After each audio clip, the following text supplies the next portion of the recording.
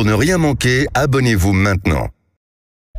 Nous nous intéressons maintenant au rachat complet par l'État des actions d'EDF. L'État qui avait 84% prend désormais la totalité des parts. Des actionnaires avaient formé un recours qui a été rejeté hier par la Cour d'appel de Paris. C'est donc une offre publique d'acquisition simplifiée. Nous voulons comprendre, savoir exactement quels sont les enjeux et déjà sur ce qui s'est passé hier. Thierry Brosse est avec nous, spécialiste des questions énergétiques et professeur à Sciences Po. Bonjour Thierry Brosse.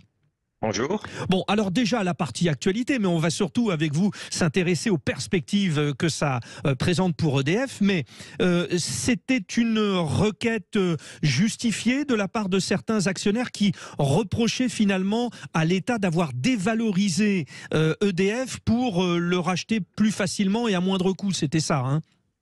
Oui, c'était ça, mais ils ont perdu. Donc finalement, la bourse donne le bon prix et 12 euros a été le prix qui a été acté par la Cour d'appel. Rappelons quand même que pour le contribuable, l'intégralité de cette opération coûte 10 milliards, puisque c'est 10 milliards d'euros que le Trésor public va décaisser pour acheter ses actions manquantes. Et comme vous l'évoquiez, il aura 100% du capital bientôt. Alors pour être totalement précis, c'est 9,7 milliards. Est-ce que ça va être rentable? Alors justement, c'est tout de suite la question, Thierry Brosse. Alors, c'est 10 milliards qui ne vont pas dans les caisses d'EDF. Il faut bien comprendre que vous rachetez juste des actions. Donc là, c'est un changement de participation. Vous augmentez de 85 à 100% la participation de l'État. Ensuite, la question reste de savoir qu'est-ce qu'on va faire d'EDF, qu'est-ce qu'on va donner comme mandat à EDF, qu'est-ce que l'on veut que EDF fasse pour le bien des Français. On est d'une certaine manière dans un premier temps forcément à se dire mais c'est logique qu'une telle entreprise appartienne en totalité à l'État parce que c'est un bien commun et plus on le maîtrisera, moins on sera en proie à des difficultés économiques. C'est un peu ça quand même le schéma de base, Thierry Brosse. Alors, je crois que c'est plus que ça. C'est en fait, on acte la fin de la libéralisation que l'on avait initiée dans les années 2000 en Europe. Et cet acte-là, il n'est pas seulement en France. Ce n'est pas que la France qui va nationaliser, la France nationalise EDF, mais les Allemands ont aussi nationalisé certaines sociétés énergétiques. Donc, on acte la fin du marché. On pensait que le marché allait résoudre tous les problèmes. Alors, il ne les a pas résolus parce que finalement, ce qu'on n'a pas bien intégré dans cette libéralisation, c'est la concurrence. C'est en fait, on n'a pas eu beaucoup de nouvelles sociétés qui sont venues faire concurrence à EDF, puisque finalement, c'était EDF qui revendait son électricité nucléaire à des concurrents qui nous la revendaient à nous. Ouais. Donc, mais cette concurrence, elle devait être un avantage financier pour l'État. C'était ça l'idée. L'idée de la concurrence, c'était l'idée de Thatcher et Reagan, c'est que ça devait être un avantage, ça devait faire baisser les prix pour les consommateurs. On a oublié le consommateur. Oui, ça, là on l'a bien vu. Oui. Et rappelons que Reagan et Thatcher, quand ils ont fait la libéralisation des systèmes énergétiques dans leur pays, ont été réélus parce qu'ils ont finalement obtenu cette baisse des prix que nous n'avons pas obtenue parce qu'il n'y a pas eu suffisamment d'investissements. Et donc on est aujourd'hui dans une crise énergétique parce qu'il n'y a pas eu ces investissements là, que les prix sont très élevés. Et donc, la question reste, quel mandat pour EDF pour résoudre la crise énergétique et la transition énergétique dans les 10, 20, 30 prochaines années? Thierry Brosse, plein de questions pour vous et sur ce sujet donc du rachat complet par l'État des actions d'EDF. Réaction au 0826 300 300 sur Sud Radio, direction Montpellier. Laurent, bonjour Laurent. Oui, bonjour à tous. Bon, pour vous, c'est logique que l'État soit propriétaire à 100% ou pas? Et c'est complètement logique. D'ailleurs, bah oui. tous les grands systèmes, toute l'organisation d'un pays, tous les grands systèmes doivent être gérés par l'État, soit l'énergie, la santé, la défense, et ainsi de suite. Tous ces grands systèmes là qu'on arrive un peu à imaginer, qui sont interconnectés, doivent être gérés complètement par l'État. Même les télécommunications, regardez le bazar avec la fibre optique.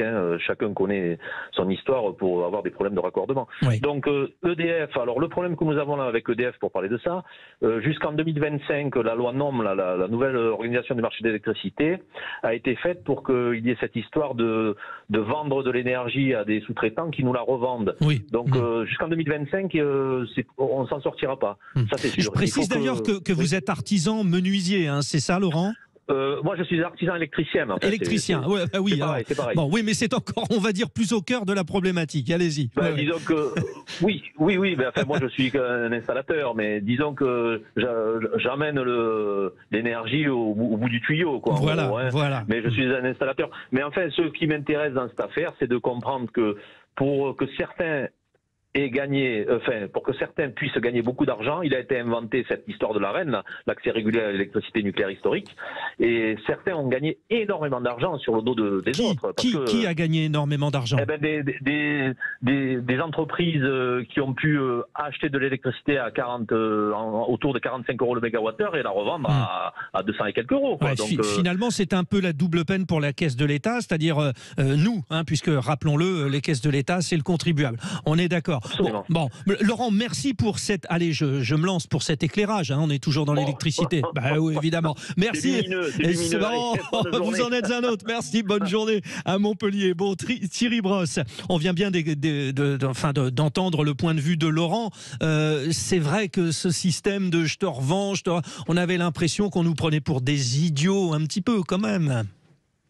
Oui, parce que quand on a lancé ça, on a imaginé que construire des réacteurs nucléaires ou construire de nouvelles centrales allait prendre du temps et qu'on allait donner un avantage aux nouveaux concurrents qui ne l'ont pas utilisé. Comme l'évoque votre auditeur, ils n'ont pris que l'électricité EDF et ils l'ont revendu. Ils n'ont pas, ils devaient s'engager à construire de nouvelles centrales de production électrique.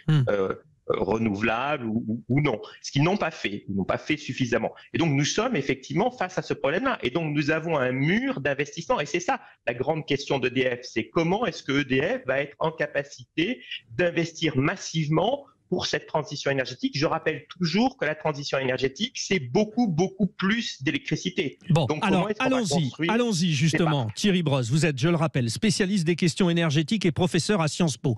L'enjeu pour tout cela, c'est que l'État reprenne la main, bien sûr, sur cette question de l'électricité, de l'énergie, mais plus loin encore, sur le nucléaire. On est bien d'accord, tout ça, l'enjeu, c'est le nucléaire et l'autonomie de la France par rapport à l'énergie. On y est. Oui, c'est ce dont le rapport parlementaire a parlé, c'est la souveraineté énergétique de la France. Et donc oui, il faut récupérer son autonomie, mais pour cela, il va falloir investir beaucoup. On parle de 6 centrales nucléaires. Je rappelle toujours que si on veut juste électrifier tout le parc de voitures françaises, passer des voitures thermiques aux voitures électriques à parc constant, eh bien il nous faudrait 10 réacteurs nucléaires supplémentaires. Donc vous voyez, on est très loin du compte et il va falloir que EDF décaisse beaucoup d'investissements pour faire ça. Et puis, deuxième point très important, je crois qu'on oublie ça, c'est une fois qu'on aura ces éléments-là, il faut des ingénieurs compétents.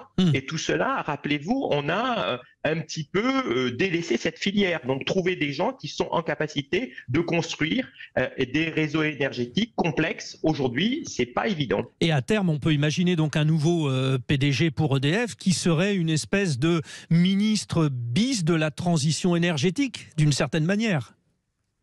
Oui, alors là, on confond un peu les rôles, mais à l'État actionnaire de donner une feuille de route et au PDG à l'appliquer. C'est comme ça que ça fonctionne dans toute société. Et donc, mais encore une fois, l'État actionnaire n'a pas donné de véritable projet de route. Et encore une fois, un projet de route dans l'énergie, c'est un projet sur 10, 20 ans. On ne fait pas des allers-retours, des petits virages comme ça au petit bonheur la chance. Oui, parce que là on parle des 100%, mais il y avait quand même 84% des parts détenues par l'État et on attend justement. Bien, merci Thierry Brosse d'avoir lancé les perspectives au moment où c'est important quand même. Ça y est, l'État a repris totalement la main sur EDF qui doit être un fleuron. Fleuron, l'intelligence artificielle par exemple. Il faudra avoir aussi nos compétences côté français. Car l'intelligence artificielle arrive et ça fait peur. Et ça pose énormément de questions d'un point de vue économique pour l'emploi, mais aussi d'un point de vue intellectuel, d'un point de vue éthique tout simplement. C'est le débat que nous allons ouvrir dans un instant, tout de suite après notre grande page info.